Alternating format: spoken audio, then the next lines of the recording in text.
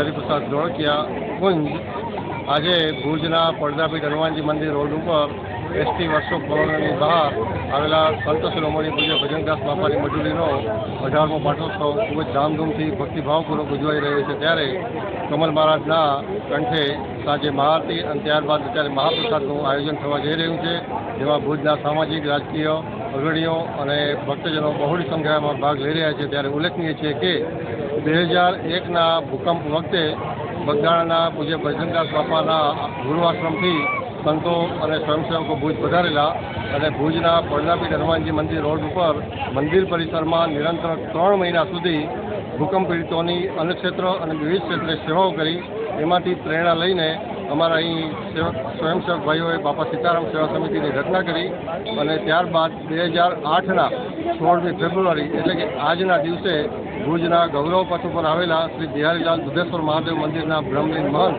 પૂજ્ય રામદાસજી મહારાજ મૌની બાપુના પરમ પાવન સાનિધ્યમાં ત્યાં જે છબી પ્રતિષ્ઠા કરવામાં આવી હતી એની વાતે ગાતે બિહારીલાલ મંદિરમાંથી શોભાયાત્રા કાઢવામાં આવી અને સંતો મહાત્માઓની ઉપસ્થિતિમાં 16મી ફેબ્રુઆરીના એટલે કે આજના દિવસે અહીં મઢુલી પરિસરમાં પૂજ્ય મૌની બાપુ અને બગદાણાથી પધારેલા સંતોની ઉપસ્થિતિમાં એમના કરકમલો દ્વારા મૂર્તિ છબી પ્રતિષ્ઠા મહોત્સવ કરવામાં આવ્યો।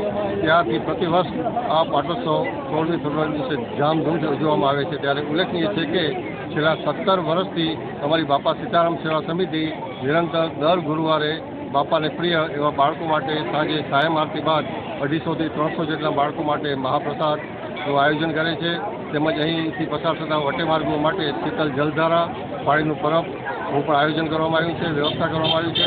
આ ઉપરાંત સામાજિક રાષ્ટ્રીય ધાર્મિક તહેવારોની પણ ભવ્ય ઉજવણી કરવામાં આવે છે। આ ઉપરાંત વૃક્ષારોપણ, સત્સંગ અને બીજી અનેક સેવાકીય પ્રવૃત્તિઓ બાપા સીતારામ સેવા સમિતિ દ્વારા કરવામાં આવી રહી છે। બાપા સીતારામ, જય શ્રી રામ। જય શ્રી રામ।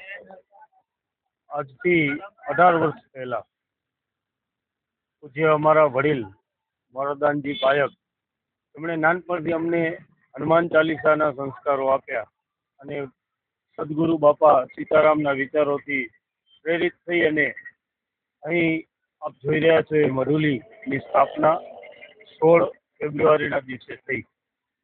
એ દિવસથી માંડી અને આજ દિન સુધી અમારા બધા જ આપણે બધા આપ નિહાળી રહ્યા છો બાપા સીતારામ સેવા સમિતિ જે છેલ્લા 18 વર્ષથી બાપા સીતારામની આ મઢુલીનો પાટોત્સવ અમે ઉજવીએ છીએ।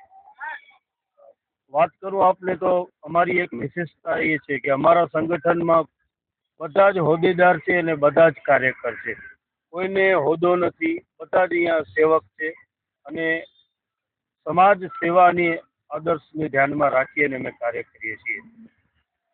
આ મઢુલી વિશે જો આપને વાત કરું સંક્ષિપ્તમાં તો અમારા મુખ્ય કાર્યો જે છે દૈનિક આ મઢુલીમાં આપણે જોશું તો 60 વર્ષથી ઉપરના બહેનો નિત્ય અહીં દરરોજ સત્સંગ કરવા માટે આવે છે, લગભગ રોજ 1.5 થી 2 કલાક સત્સંગ ચાલે છે।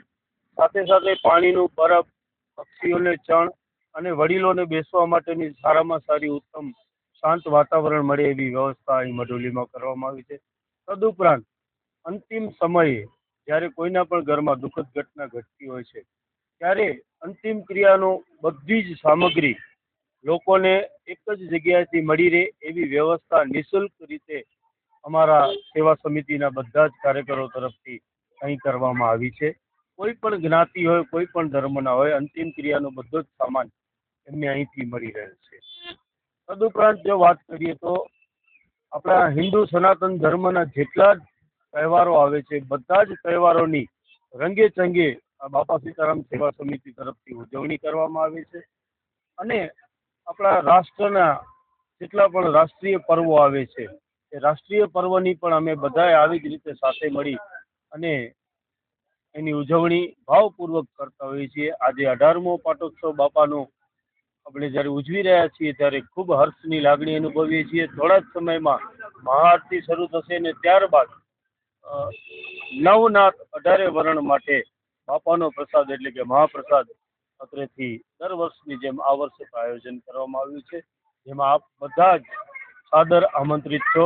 સૌને બાપા સીતારામ, બાપા સીતારામ।